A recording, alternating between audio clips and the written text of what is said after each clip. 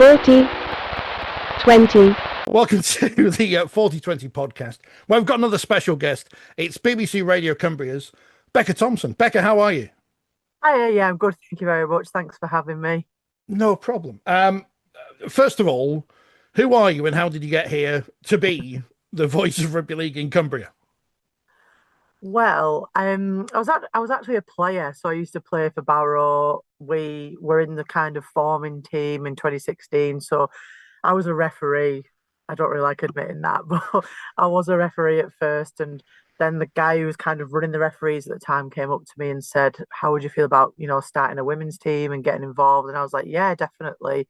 So I was 16 when I started that, and then I was born with a bone disease, so rugby probably wasn't really the best sport for me, to be honest. But I chose to do it anyways, and I kind of got a few injuries. I kind of got a career-ending injury when I was 18, but then managed to pull it back, so that was okay. So wasn't career-ending in the end, and then I got a cyst in my right knee about 2 years ago. So I was kind of sat on the sidelines, not doing anything, a bit bored really. And then I was asked by Dan Payne's commentators if I would go on and summarise some of the games with him. But it's quite interesting because, sorry, I'm absolutely babbling on here about everything. That's the idea. That's the idea. Don't worry. It's quite interesting because I was basically, I don't know how this even ended up. I did all the social media for Barrow Raiders and everything when we moved to Barrow Raiders. And Richard from ITV contacted me and asked me to go on ITV before the final against Lee. So it's just like a random video of me out there on ITV. And it just makes no sense that I was on there. But I was on ITV with the captain at the time, Jodie Liverland. And we did kind of a little cameo. And then, like, the best day of my life ever was the week after the final. I went to watch the grand final, St Helens versus, I think it was Catalan at the time. And I was stood in the queue waiting to get a drink. And some guy just looked at me and went, "I know you play for Barrow Raiders." And I was like, this is actually the best day of my life. Getting recognised at Old Trafford, I was like, that's peak. But yeah, basically I did that. And then I got a call. I was doing like a lot of interviews with BBC Cumbria at the time. And I'm talking about women's rugby, getting it across Cumbria. And then they called me and actually said, what we're going to do is put every game on BBC Cumbria next year, when just before it was Super League. So they're like, we're going to put every game on. So that was like obviously an awesome thing. And then that's kind of the year that Dan asked me to start summarising. That's the year I stopped playing. And yeah, then it just came down to that. And then a couple of years ago, Dan said to me, everyone at BBC Cumbria kind of wants you to, and Paul, the guy that I speak to quite a lot, of producer, yeah, they just kind of said to me, we want you to take over full time now and do the commentary. So Dan wasn't available for the game, so I tried it out at Wigan on the first game of the season, and then they were just like, yeah, next game of the season, the commentary. So yeah, it was fun. What I've learned is never ask questions about how you get to where you are. Just accept it. I once was talking about darts on Australian radio, and I still don't understand how that happened. Are you enjoying it? Did you ever want to be a commentator when you were younger? Is this something that's completely come out of left field for you? I mean, I can talk. Like, I can definitely talk. Everybody who's ever met me can say, yeah, you've got the voice, haven't you? I can always talk. But yeah, I don't think I ever really thought about it, to be honest. I was more kind of going towards the coaching way. So I was kind of thinking I'd rather do coaching. I'd done my level 3 at college in coaching. So I think I always just thought after rugby I would go into doing some sort of coaching, which now I have actually ended up doing alongside summarising and commentating. But yeah, started with the summarising and then just kind of went into the commentary and was, like I say, kind of just fell off the deep end into the commentary, like second ever game. After doing about 5 minutes of commentary practice, it was like, right, let's go, like, get into it. So yeah, it was yeah, I don't think I ever thought it was something I'd be doing, but yeah, I mean, now I've done men's games, I've done women's Super League. It's been brilliant. I absolutely love it. Like, the people you meet, I'm glad that I have got into that. In terms of Barrow's performances this year, how hard a sell is it for you back to the radio station to say, yeah, they're in Super League, but it's another formative year this year? Yeah, to be honest, like it sounds awful, but I would say like last year was the formative year, and this year it's kind of gone backwards a bit at Barrow. And I would personally say that just because of the players they lost last season. I think, but then there was just more people going, more injuries that were unexpected. And it is really hard. I mean, having to go on and do like 92 nils, 90 nil, 82 nil, it's really tough. And I just try and be as positive as I can. And I actually did the St. Helens game a few weeks ago, which was 90 nil. And St. Helens used my media on their account. So I was like, I hope I don't sound like really bad in this because I'm just trying to like bolster Barrow up a little bit because it is obviously it's really tough and it's tough on the players as well. But it's so hard to explain over the radio that it doesn't look like 92 nils, 90 nils. It doesn't look like that, And you see all the comments on Facebook, oh, women, should they be playing all this? And it's horrible to see because it doesn't define the team, these sorts of results. And teams like St Helens, they've been in Women's Super League since 2018. This is Barrow's second season. You can't compare that sort of development. It's like expecting a championship club in the men's to go up into Super League and just smash it without the funding.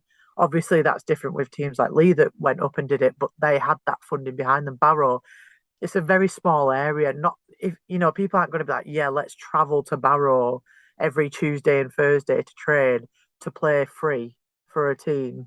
They don't get paid at Barrow, and that's one of the biggest differences. Now, I don't really think they will be able to compete at the highest level unless they do bring in a sort of payment, travel payment, which they may already do with some players, but you're not going to get them players from far out without some sort of, incentive to come. We've all done those commentaries. I was at Radio York many, many, many years ago in an era where they were getting beaten 80 nil, 90 nil by such teams as Chorley. So we've been there, and look where they are now. So it's not the commentators' fault.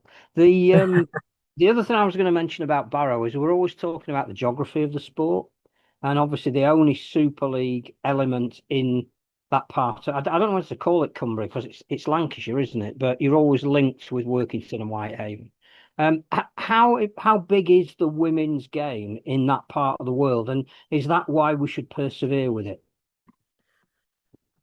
I think it hasn't been big for a long time, but it really is starting to get big now. And I can speak about this from experience because they've got a pathway to performance program now that they run at Barrow. And I am actually involved in that. I'm one of the coaches. So Amanda Wilkinson, the Women's Super League coach, she heads that up.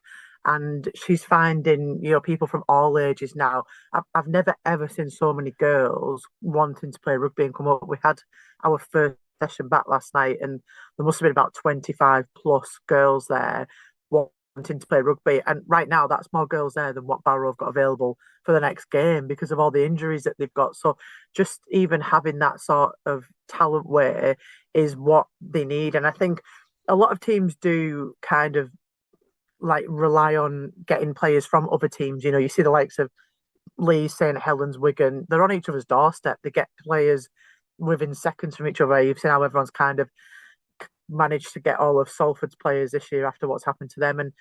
And now in Women's Super League, it is hard to kind of find that talent because that talent is very new. So to then poach that talent, you've got to have something to offer them. So in terms of the big teams like St Helens and Wigan, it's money or it's incentives to go there. If you're a Wigan women's player, you get to go watch the men's for free, I would assume. But I'm guessing that's kind of how it works there.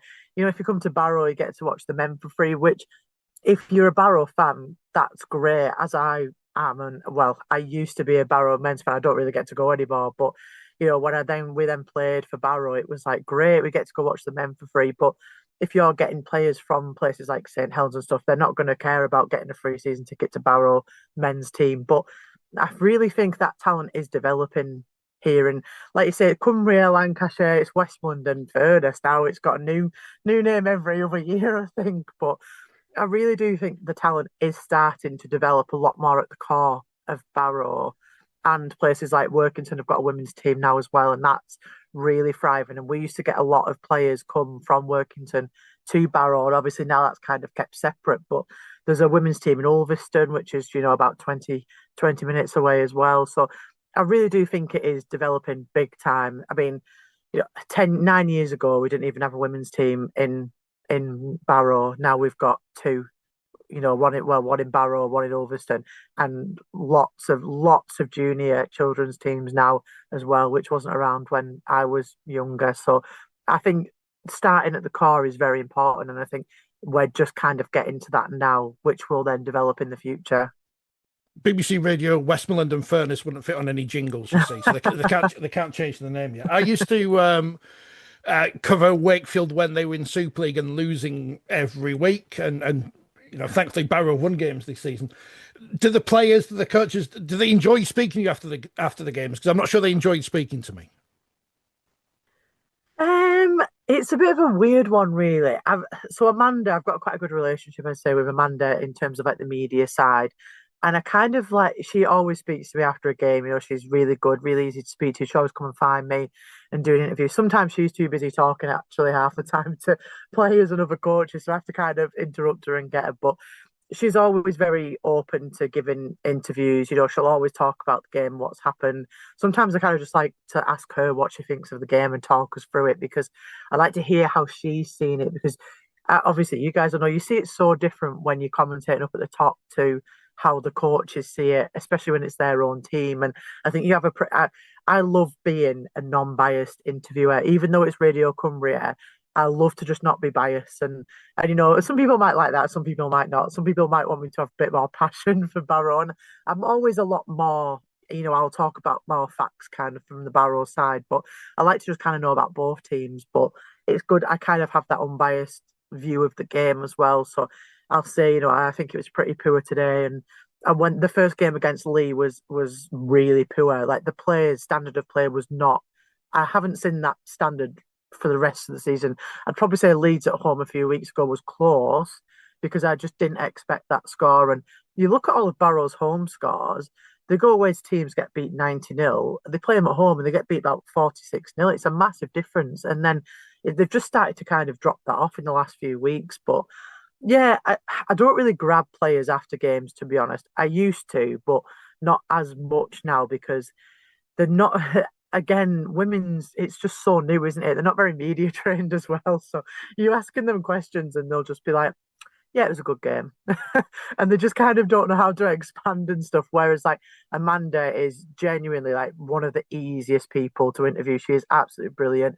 And I do love that if she disagrees with something you say, she will say, I don't actually agree with that. And it kind of brings up for debate for everyone else who's listening as well. So yeah, it's quite good. We've not had too many disagreements this season, I think. So it's been quite good. But yeah, I think you can see on some of the players' faces like how it feels to get these losses. But on the other side, I think they do expect it most of the time when they know who they're playing.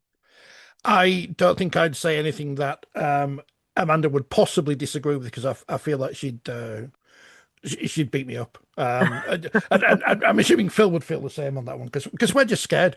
We're just scared of everyone, generally in rugby league. But I'm glad you say you want to be unbiased, because I think that's important, and especially on local radio where people tend to, you can support one team, you can be pro one team, but you've got to be unbiased in the way the game's going, and you've got to praise good play from both sides. And obviously that's something you have to do a lot at Barrow at the moment, especially when they're playing the Saints and the Wiggins and whatever, and it's a difficult skill to have.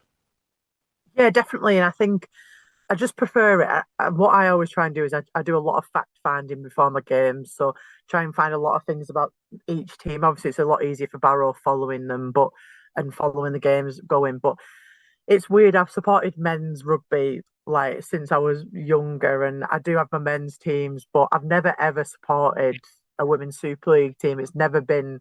I've always tried to keep that way, to keep unbiased. So I went to St Helens the other week. I mean, it's pretty cool commentating at the stadium and seeing all the players. But it's just, yeah, for me, I don't really keep. I'm not won't be celebrating the grand final and stuff. I'm just interested in the actual rugby that's happening on the pitch in front of me. But yeah, I think that helps with me being unbiased as well. But obviously, you grow a little place in your heart for the players. I mean, I played with most of them players on the pitch. I introduced some of them to the game, and it's for me, it's hard to see people that you know. But I think, in a way, from me, I've kind of not got a friendship with them as well, which I think helps. Like that sounds really awful, but a couple of them I am like good friends with, but most of them are kind of they started after me or I know them but we're not, like not really on a deep friend level, which I find it easy because I know that I can say stuff on the radio and not be afraid of it. And I think sometimes that's also what people think. But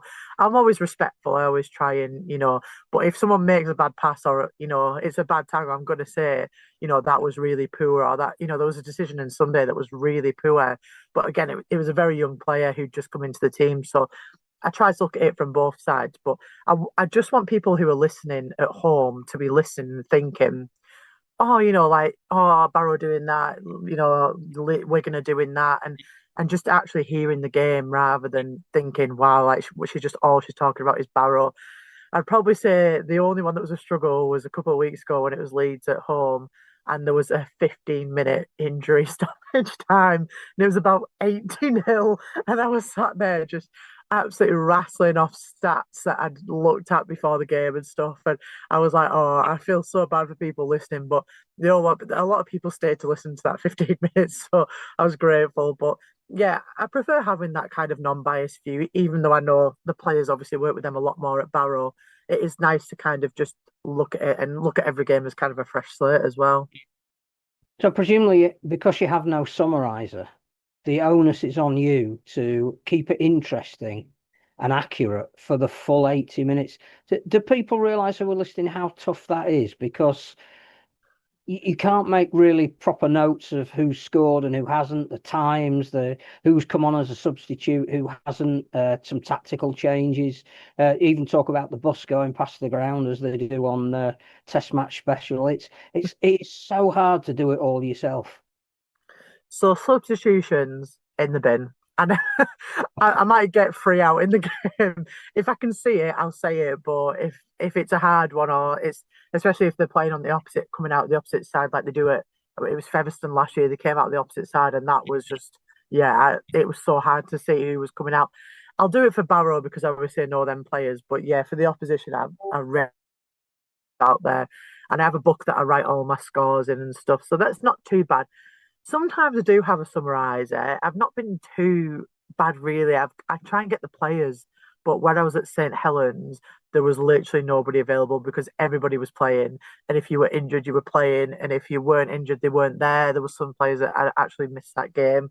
So yeah, that was really tough. And like I say, 90-0 doing it all on your own is really tough because you're just thinking like people surely must be getting sick of your voice, but I actually think that was my record game for viewers, that game against St Helens when I was on my own. So maybe people do just want to listen to me. I don't I don't know, but yeah, it's good. Sometimes, like I say, I do have a summariser, which is good, but I just don't have a permanent one. Whereas the men's games, they kind of seem to have them permanent ones. I do struggle with getting a permanent one just because people don't for the games.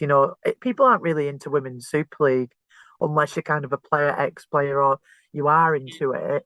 It is really hard to find someone. And obviously, I find people in the rugby community, and a lot of the games clash as well. Like last Saturday, clashed with a lot of the local rugby games. So, yeah, if there's not a player available, it is really tough. But I think people do understand. And I think I do apologise quite a lot when I'm on the radio and say, I know you're sick of hearing me. But I would say what I kind of try and do to get over it is obviously I've summarised before. So I kind of try and summarise and commentate at the same time. So I always say to people that come on to summarise, I'm kind of the facts and you're the opinion. So I need to say what's going on the pitch, but you can have your opinion, that, oh, there's a high tackle given. No, it wasn't a high tackle. You do that bit and I'll do the facts. So I guess when I'm doing it, I would kind of say, oh, it's a high tackle, but then I'd kind of maybe go into a little spiel about why I don't think it is, but obviously what the referee's seen and what they've given it for. So, yeah, I guess I just try and do both bits myself. So, yeah, it is really tough though, especially when it's high scoring. That is really, really rough to do. You mentioned something as well about the players are quite young and new to all of this and haven't had any media training. Obviously, you're looking at the coaching side of the pathways. Is that something again that you could offer to the club and say we can be a little bit more professional about how people see us and hear us and think about us? And I'd be happy to bring my kit down on a training night and do 10 minutes at the end with a couple of the players that might be interested in it. Yeah, definitely. Do you know, I actually think that one of the biggest problems is a lot of the players aren't interested. Like, really, it's a massive struggle finding players who want to do it, which I don't know if it's a Cumbrian thing or something, but when I go to any other team, like another Super League team, like I recently met Shani Crowell, and like she's the loveliest person I've ever met. And I literally met her for 5 seconds and said, would you be interested in doing a quick interview with me? She was like, yeah, no worries, let's go, let's do it, and just talked my head off, and she was so lovely. But you don't really get that at Barrow. A lot of the players are kind of a bit wary of it, which maybe is because they haven't had that training. But that's definitely an idea, and I think it is something we should introduce. But they have education lessons in the talent pathways that the RFL hold, and I really think it's something like they should be doing as a responsibility on them, because they're the ones. I get my pass from the RFL. The RFL let me have all my media accreditation, as you guys will know, and they're kind of the ones that allow you to do all this and expect the players and the coaches to give you them interviews. So I think there's kind of a responsibility on them to start introducing that to this talent pathway. But yeah, it's definitely something to think about. And yeah, I might nick that idea actually. I might kind of say to Amanda, maybe there's something, but you guys said you'd be scared of Amanda, and I am so scared of her, because I'm just like, I feel like you're always trying to impress her because she's such an impressive person herself. The stuff she's done in Women's Super League. I'm always kind of like just trying to agree with her and say, yes, Amanda, yeah, no worries. So yeah, I mean, I'll always speak up if I think something different, but I think I've got to have, it's hard for me. I've got to have that relationship from the media side and the coaching side. But it's like we were all in the room last night, they were talking about player availability and stuff, and one of the assistant coaches was like, whoa, we've got media here, and I was like, don't worry, it's off record. But yeah, it's definitely something to think about. 100%. I'm just scared of everyone. Were you, I mean, obviously you love commentary. Were you glad that you weren't doing St Helens York on Saturday, especially the last minute, so to speak? Do you know what? I've been sat all day thinking, will they bring this up? Well, you don't have to say anything about it. That's okay. But are you just glad you weren't commentating on it? I'm actually not bothered about giving my opinion on it, because I genuinely do feel that some media outlets are really taking it over the top in the amount of times they're posting it. I won't mention which one, but there's a certain media outlet that posted it a lot of times within 24 hours. And I did think that was unfair on Sinead Peach, obviously, who made a comment in the game. But, it's the heat of the moment. Things happen. She's a very fiery player. I've watched her play a lot, and she's just so fiery on the pitch, but she's a good player. And, it's a mistake. It's not right what she said. It's not on what she said. It's completely out. You can't say stuff like that to a referee. I mean, I've had referees say to me, let's not even swear in the game, like not even at him, just at each other. And it's like, you'll even get penalised for that. So, you can't say it. It is, I guess it comes under that questioning the authority, questioning the integrity of the match officials. So, but it's obviously her hearing tomorrow. So we'll see how that goes. I'm expecting, I think, about 5 games or 4 games. However, I'm not sure if they'll try and get away with giving her 4 games, reducing it to 2 for good behaviour. So then, if York get in the final, she'll be available to play in the final. But what's disappointing is, because the hearing isn't until tomorrow, she's available to play against Barrow on Sunday. So that's going to be a fun game. So yeah, I'm guessing I'm going to have to speak about it Sunday if she plays as well, which will be fun. And then, yeah, she's obviously such a great player as well. It's a bit unlucky for Barrow that she will be available. But yeah, obviously there's only 2 games left in the season. So if they knock it to 2, that would take out the final game for her. And then obviously the finals sort of build up. So yeah, I don't know what the RFL are going to try and get away with, really. So we'll see what happens on that one. I'm quite interested. I don't really follow the disciplinaries a lot, but yeah, that one has interested me. Well, now you see you've got to go and speak to her on Sunday. You've got to get the exclusive interview after. If York let you speak to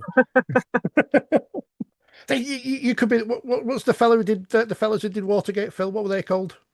Woodward and Bernstein. Woodward and Burns. You could be the Woodward and Bernstein of rugby league. I don't think it's that. I might get blacklisted. I think that's almost impossible to do. Quick question before I ask you the big one, because we're running out of time, is why do props make good broadcasters? What's that all about? Yeah, well, I don't know.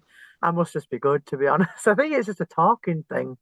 A lot of I'd probably say a lot of props are very talky. I've met a lot of them, so I think that's probably it. And you're in the middle, and you're a big powerhouse, aren't you, running at people? So I think maybe you've got no fear, have you? Clearly, if you're going to run at massive people on the other side of you, so maybe that's it. Yeah, I just don't really care. And I think as well, you're quite opinionated as well in that position. So I think that kind of sums me up. I'm one of those. I'll give my opinions on something, and like that whole scenario from the York St Helens game. I'm happy to speak on stuff like that because that's all part of the game. But yeah, definitely, I think it's because you've got no fear. Who's going to win Super League this year? That's an easy question for you. If you ask me, 3 games into the season, Wigan, there was absolutely no doubt that Wigan would win every single game this season, would not lose a game, and would win Super League. St Helens weren't the same team when they started the season. I mean, an opening draw to Leeds was kind of a bit like, oh, what's going on there then? Because they've always kind of been a bit better than Leeds. No offence, Leeds, but they have always had that kind of step up. Then after the Challenge Cup, you're like, oh, well, Wigan have got this, haven't they? Like, what's going on at St Helens? Why are they getting beat so high, And St Helens seem to kind of drop in them finals. They're not very good in them grand finals and semi-final positions unless it's the Challenge Cup, which they won a few years in a row. But yeah, the grand finals, they drop in them. However, after watching St Helens versus Barrow, it's going to be very tough. Very tough. After watching Wigan last week, it's going to be tough. And this Friday, it's St Helens versus Wigan. And this is basically, in my opinion, this is a build-up for the grand final in the women's teams. So, I'm guessing St Helens and Wigan are going to end up both with the home games, home semi-finals, fighting for 1 and 2 at the moment. So, yeah, I would assume this will be a grand final playoff this Friday. That's just my personal opinion. But from what I've watched, Barrow versus York at York, 16-0 at half-time. Didn't really look like a massive team against Barrow. Came back in the second half, but yeah, it was kind of convincible. Leeds again, though, like the men's team, they've kind of got picked it up a little bit, and they're on a bit of a roll as well. So, yeah, I really think this Friday's game will kind of say it all, really, about what's going to happen. But if you go from the Challenge Cup, beginning of the season, it's a no-brainer. It's Wigan. After last few games, yeah, I don't know. I think I'm going to have to stick with St Helens, and that is just because I think they've kind of picked up a lot of pace, a lot of confidence towards the back end of the season. I think, yeah, they're kind of getting it together at the moment.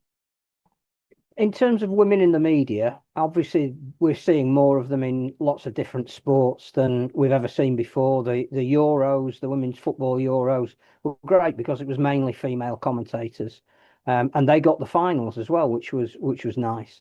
Obviously Sharon's involved in rugby league at the moment, both on telly and radio. Do you see yourself as the next cab off the rank?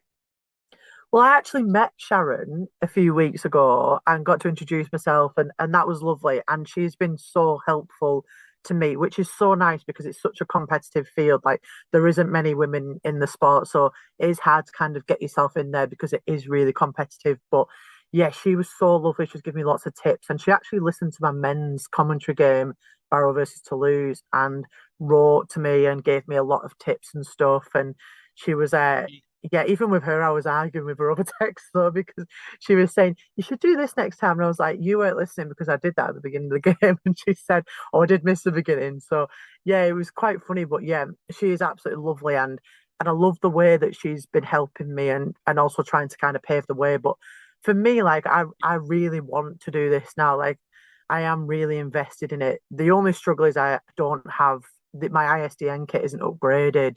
So once they cut off the ISDNs this year, I have nothing. I have no kit that's useful. It's going to cost me $1.5 and I just don't have the money to do it. So unfortunately for me, I don't know what's going to happen in the future. Hopefully I can get it sorted, but I just don't know yet. But I'd absolutely love to go on and do these TV games. And I've watched men's rugby all my life. I actually genuinely understand the game, and I hate seeing comments, oh, these women commentators and stuff, because we genuinely do understand the game. I love the game. I watch the game every week. I go to St. Helens. I go to Barrow. I go to stadiums every week. I'll be at St. Helens this weekend, and I go watch all games that I can. I watch them on telly.